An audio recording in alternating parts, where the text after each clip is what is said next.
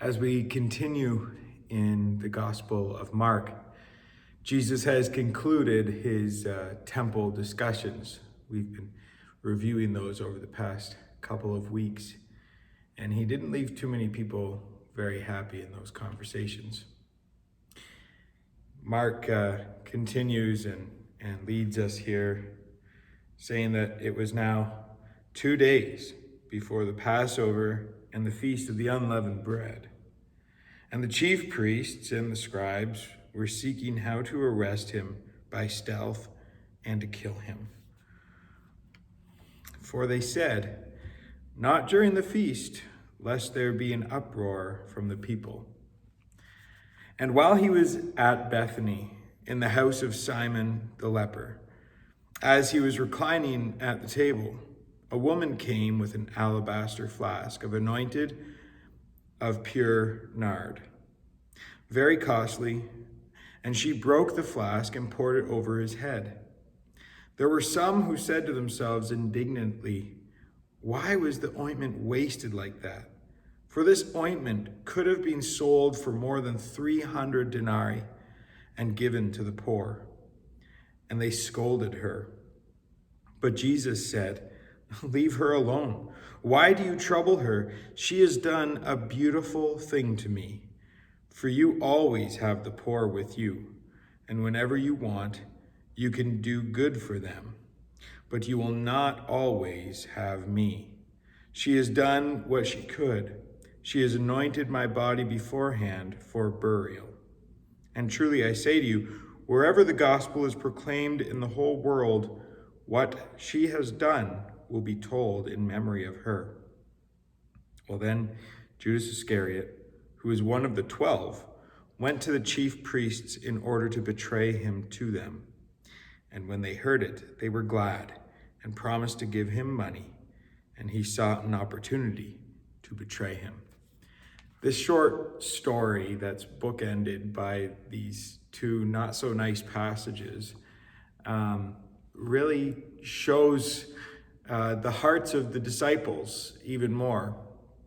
That's one thing that we've been looking at as we read through this gospel, is the hearts of the disciples. And in doing so, trying to understand our hearts as well, trying to understand the way we might have or might still respond to Jesus and the way he does things and the way he thinks and, well, his way, which is very different from our way.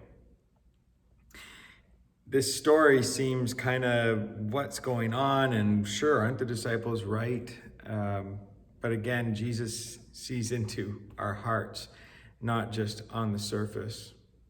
But either way, nobody's really happy in this situation.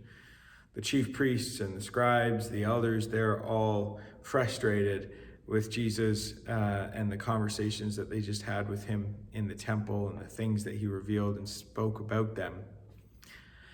And now Judas himself is even plotting to betray Jesus. We have this complete contrast of one where we see this woman come and give everything she has, an alabaster jar of this perfume that's worth 300 denarii. And then Judas, who, well, he hands Jesus over to these chief priests and elders and scribes for a reward of his own, rather than giving all over for Jesus.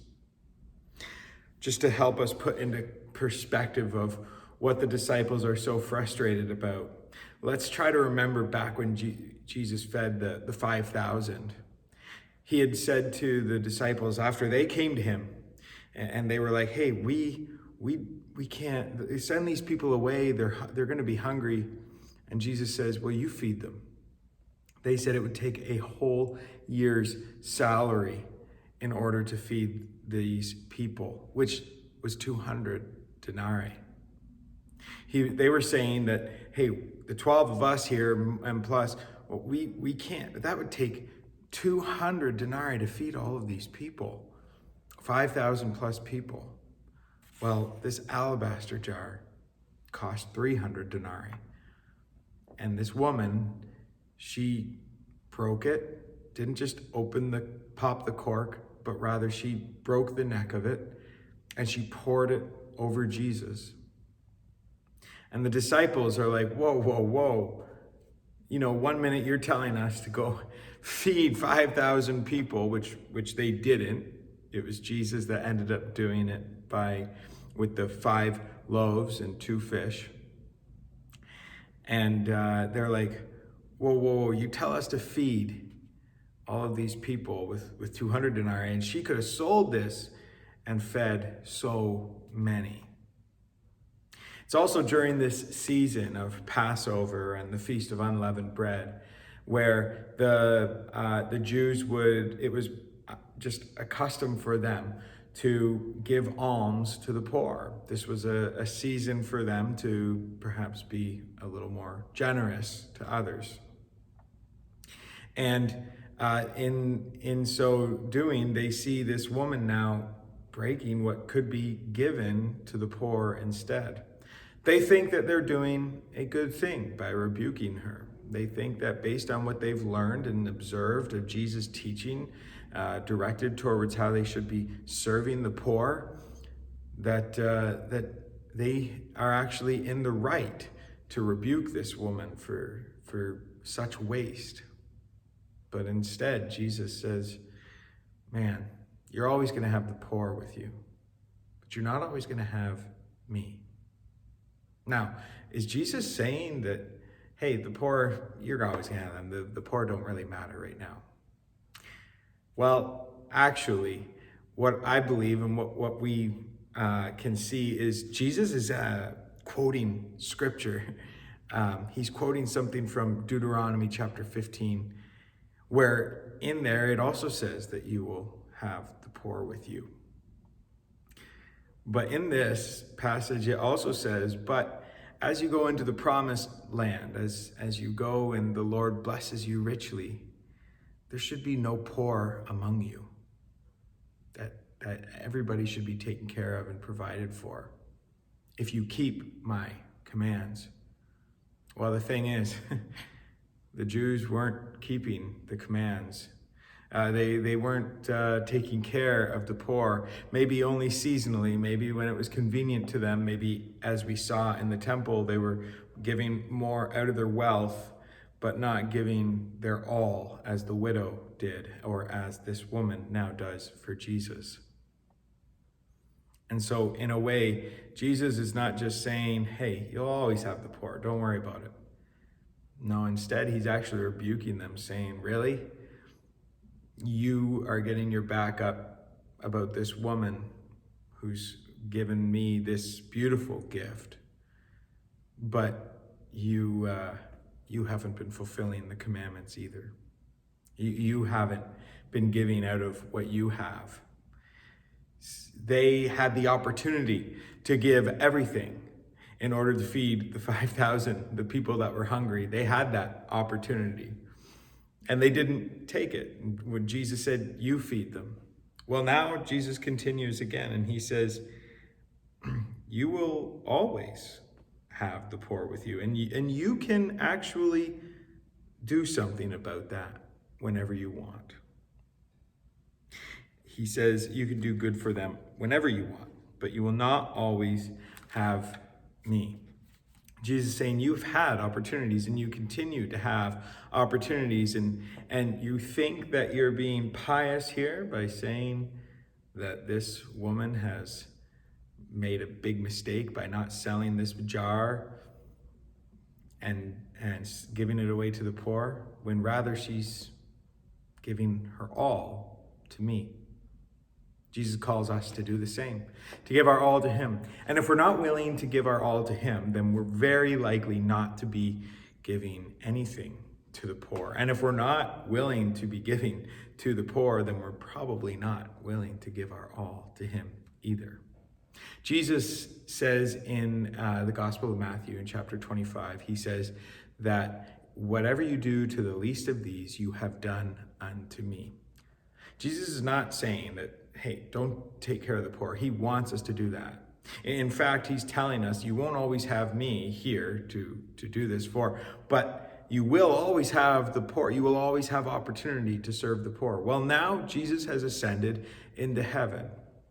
And there's plenty that we can do for him, but the greatest things that we can do for him now is by taking care of the least of these, by taking care of the poor, and not just doing it seasonally.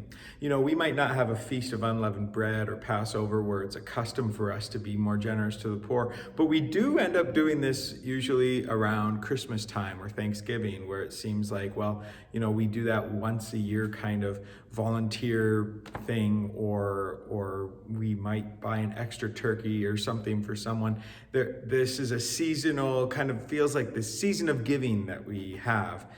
And we feel like we've done our good deed for the year and we can check that off. And that's kind of the heart and the attitude of the disciples here right now.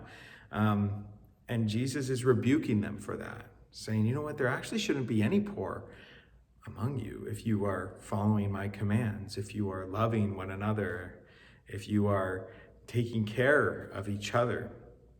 There shouldn't be that. So Jesus is calling back to the Old Testament, reminding them of commands that they've already been given, and showing the disciples that who's really actually being wasteful? This woman who's prepared me for my burial, whether she recognized it or not, or you guys who wouldn't give up 200 denarii split among you to feed 5,000 people. That's the kind of heart that Jesus is calling these disciples out on, and saying, hey, maybe, we heard it said, why don't you keep your own nose clean? You know, we don't need to just point the finger at everybody else and what they're doing wrong. I think we need to highlight these words as we read this.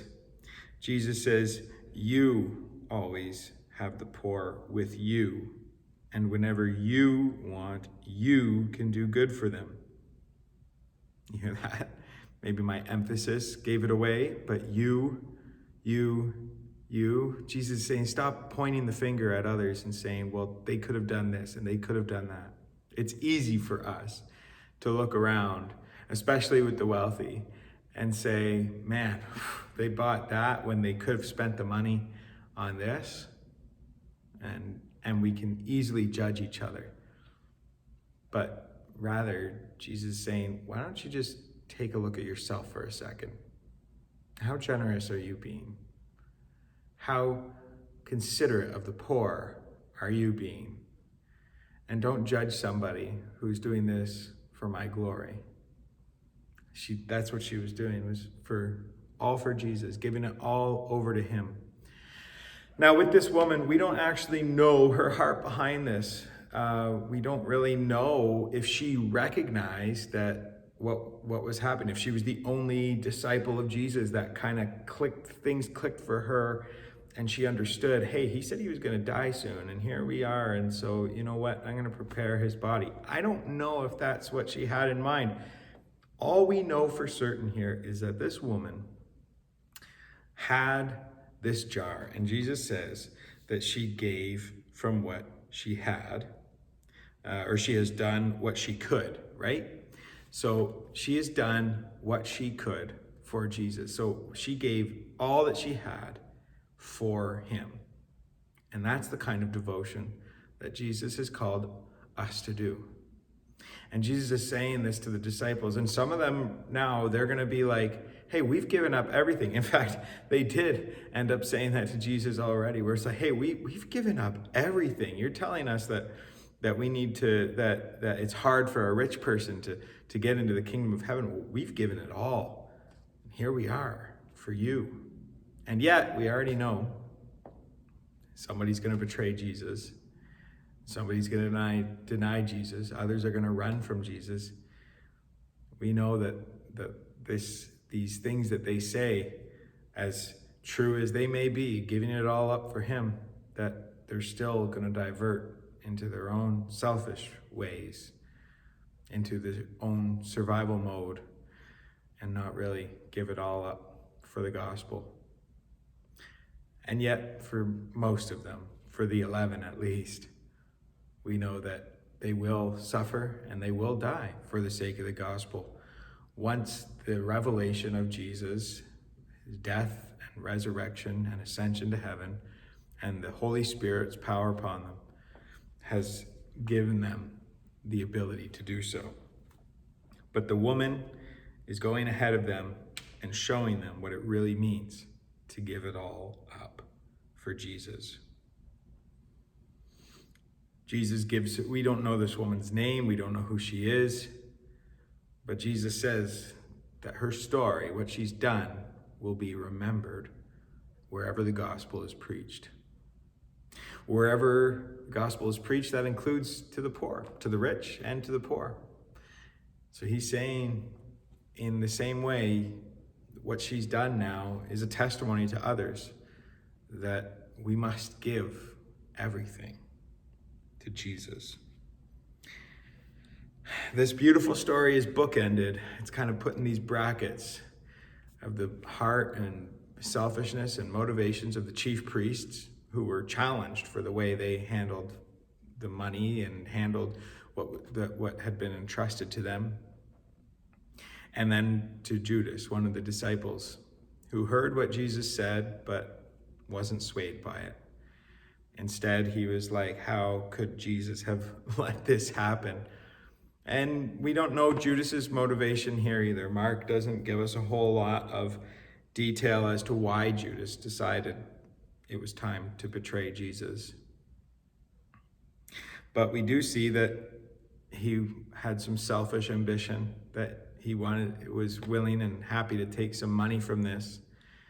But perhaps there was more of a pure reason as well. Maybe his motivation was that he just didn't see the kingdom coming in the way that he expected, and he thought this would be the push Jesus needed to accomplish it. Maybe he felt Jesus was being too wishy-washy with this woman or with his teachings and whatnot, and it was time that Jesus kind of got to the reason the Messiah was supposed to be here.